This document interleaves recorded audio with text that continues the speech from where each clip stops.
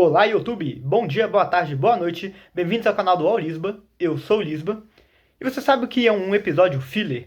Bom, se você assiste animes, você deve ter visto algum episódio ou arco filler, que é um arco ou episódio que ele não estava no material original. Isso porque os animes normalmente são adaptações de mangás, e literalmente pegam a história que estava nos mangás e vai transformando numa animação. Entretanto, existem momentos em que é necessária a adição de fillers, que são basicamente episódios com histórias extras, que não fazem parte do conteúdo oficial, e estão lá normalmente porque não tem conteúdo o suficiente para ser adaptado, então eles criam um novo apenas para conseguir preencher uma certa quantidade de episódios ou dar tempo de lançarem mais capítulos do mangá para serem adaptados. E quando falamos de fillers, normalmente falamos de forma negativa, porque fillers normalmente costumam ser ruins ou de baixa de qualidade, ou pelo fato da escrita dos diretores do anime serem diferentes da escrita da obra original, acaba causando muitas divergências e acaba tornando o filler algo chato de se assistir, massivo, além de que não agrega para a história, porque nada do que aconteceu nela vai influenciar os próximos episódios. Mas hoje estou para falar sobre um arco filler de 10 episódios que eu adorei. E eu estou falando do arco G8 do anime One Piece. Eu vou dar um resumo básico desse arco, porém meu foco não é resumir o arco, ok? Então, após o arco de Skypiea, que é o arco em que os piratas do Chapéu de Palha caem da Ilha do Céu, no anime, e especificamente no anime, porque no mangá esse arco não existe, eles caem dentro de uma base militar da marinha chamada G8, que é conhecido como Porco-Espinho por nunca ter deixado nenhum pirata escapar de suas garras. E esse arco mostra como todos os Mugioras acabam tendo que se infiltrar dentro do quartel da marinha e escapar de lá. Esse sendo então o resumo do que aconteceu, mas eu não vou me abordar nisso, porque eu acho que é uma experiência que vale a pena você assistir caso você não conheça. Em vez disso, eu quero falar sobre outro aspecto desse filler. Eu quero falar sobre o que torna ele tão bom a ponto de ele parecer de fato um arco normal de One Piece escrito pelo Eiichiro Oda, que é seu autor original.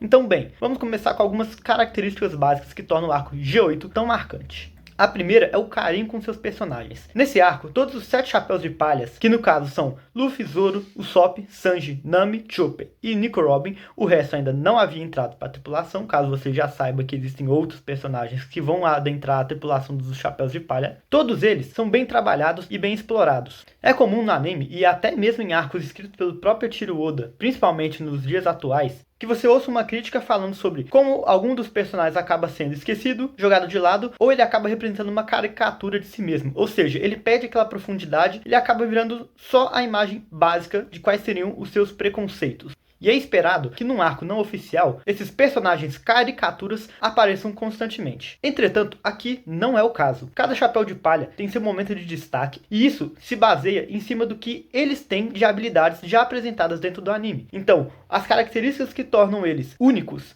aqui são exploradas ao máximo, desde as capacidades mais básicas, por exemplo, o Sanji ser um cozinheiro, ou então o Chopper ser um médico, e eles acabam se infiltrando justamente em áreas da marinha do qual eles são úteis, que no caso do Chopper é a enfermaria, e no caso do Sanji, a cozinha, até outras características não tão diretas. Por exemplo, a importância que o Usopp dá para o Going Merry faz com que ele crie relações com um membro da equipe de carpintaria dentro da base. A Nami elabora planos e usa seu conhecimento geográfico para traçar planos de fuga ou de movimentação dentro das instalações. A Nico Robin, que já está escapando do governo a sua vida toda, se infiltra com mais facilidade e começa a buscar informações lá de dentro para ajudar no plano do resto da tripulação. Então, só nisso você consegue ver como cada um é bem trabalhado e cada um tem seu momento de destaque. Inclusive, eu diria que nesse arco, o Luffy e o Zoro, que são normalmente os que mais recebem atenção nos arcos gerais devido à sua força, aqui eles têm sua importância, mas eles acabam sendo até mais secundários. Não secundários no fato deles não aparecerem, mas o fato de que a importância deles para escapar acaba batendo muito de frente com a importância dos outros membros da tripulação. Então todo mundo aqui tem o seu momento de brilhar dentro desse arco. E é muito interessante ver esse carinho, porque isso inclusive reflete muito o One Piece dentro do pré-time skip. Se você não sabe o que é time skip, eu vou fazer um vídeo especificamente falando sobre isso e qual a diferença entre o pré e o pós. Mas em resumo, o pré-time skip ele acaba se focando muito em desenvolver os personagens da tripulação. Então ele trabalha muito a relação entre eles e como eles interagem com o mundo. E esse arco transmite isso perfeitamente, porque aqui você consegue ver como todos eles agem uns com os outros para elaborar planos e lidar com as situações adversas que lhe aparecem. E até como um consegue suprir o que o outro tem de falta. Ou seja, não seria possível eles escaparem se não estivessem todos eles juntos. E todos eles têm um momento de importância que vai culminar na fuga final deles no arco.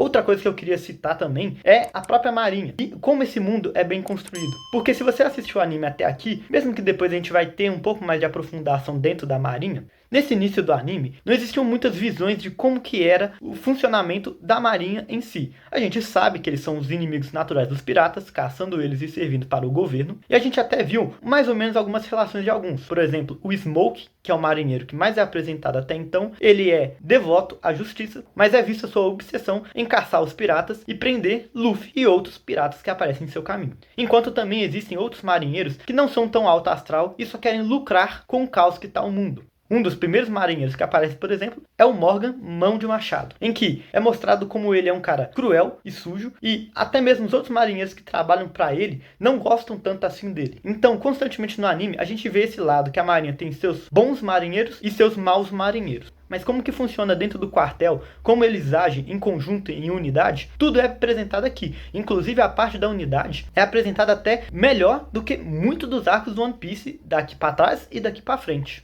Isso porque o comandante da base, Jonathan, é um personagem extremamente estrategista e que constantemente usa da movimentação de todo o QG para trabalhar em conjunto, em unificação, para poder prender os membros do Chapéu de Palha. Tanto que essa é a reflexão final que ele faz no último episódio. E por falar em Jonathan, ele é um personagem também extremamente interessante. Não só eu gosto do design dele e dos outros marinheiros de relevância nesse arco, como também eu acho a forma com que ele age muito interessante. O fato dele ser inteligente e constantemente prezar ao mesmo tempo pelo bem-estar dos membros da própria base tornam ele um personagem muito carismático e muito agradável. Ele é aquele vilão do arco, mas ele não é mau. Até porque o cara que seria aquele clássico marinheiro babaca, ele vai ser apresentado no meio do caminho e vai servir com sua importância para acabar atrapalhando e vai servir até o final como uma peça-chave da fuga dos Chapéus de Palha, mostrando como a virtude do comandante Jonathan era boa e teria levado eles ao sucesso se não fosse a má virtude do seu companheiro Shepard, que é o marinheiro que eu acabei de mencionar.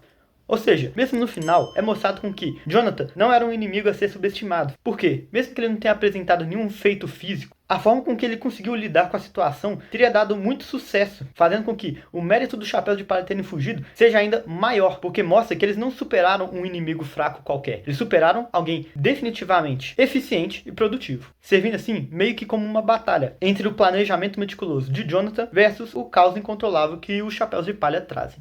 Ao mesmo tempo, esse arco tem várias características que tornam ele muito interessante, como o fato dos membros se dividirem logo no início do arco, e isso permitir com que eles explorem essa base de ângulos diferentes e vá apresentando várias informações. Além disso, uma característica muito legal que eu já vi em diversas obras, sejam elas animes, séries ou filmes, é quando todas as características e cenas do arco em geral estão conectadas. Então, tudo é apresentado previamente. Você vai recebendo várias dicas ao longo do tempo de coisas que vão servir no futuro para os Chapéus de Palha e para a Marinha. Ou seja, nada parece vir do nada. A vitória dos Chapéus de Palha não parece algo forçado do roteiro, um deus ex machina, por assim dizer. Tudo é muito bem apresentado e acaba surgindo de uma forma muito interessante, sendo que acompanhar a trajetória de eventos desse arco é algo genial. Acontecem diversas coisas interessantes e constantemente a gente é deparado com uma tensão absurda de como os Chapéus de Palha vão escapar dessa situação para momentos de êxtase, quando eles conseguem, através de suas habilidades, realizar algum feito incrível e importante dentro da Marinha, que ainda reforça a relação entre eles e como eles se diferenciam de outros piratas normais.